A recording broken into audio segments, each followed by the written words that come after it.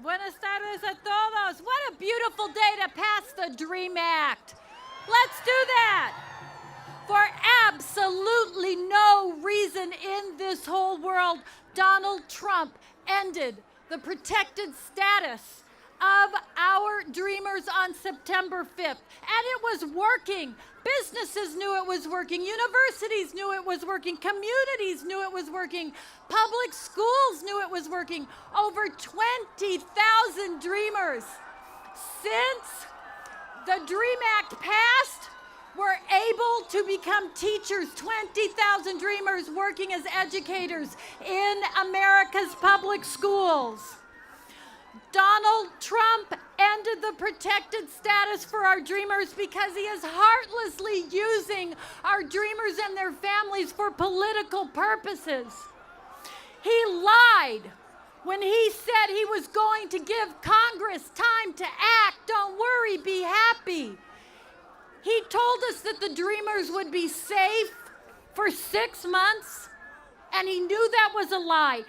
Every day, 122 dreamers lose their protected status. This means they lose their job. It means they lose a scholarship. They're not able to close on that house they wanted to buy. They get kicked out of the military. Every day, 122 more lives are in jeopardy of deportation, of being sent to some for-profit prison detention center so somebody makes money on their misery, and they're separated from their families and from the country that they love. Over 10,000 dreams have been crushed by Donald Trump since he struck down DACA, and I am here to shout that Donald Trump does not represent our American values. Since the first immigrants, the Pilgrims, landed on the Mayflower, we've been that place that welcomed the poor, the tired, the huddled masses yearning to breathe free. El tratamiento de los inmigrantes en Estados Unidos refleja los valores que nos definen como nación, salvo los indígenas. Somos todos de inmigrantes, no? We're all from immigrant families, unless you're an American Indian or an Alaska Native. Being that welcoming country defines who we are.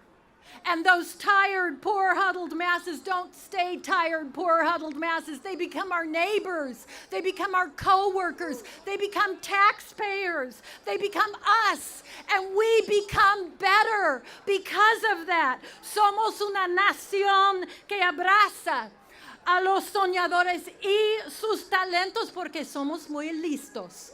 We're smart, and that's why we love our dreamers. I'm a teacher. I know you embrace the whole child. We embrace the whole community. And we see Donald Trump turning his back on the incredible talent represented by our dreamers. We know he is not very smart. When we see him putting their lives in danger, we know he has no heart, ni una corazón. And we know that we will not be silent.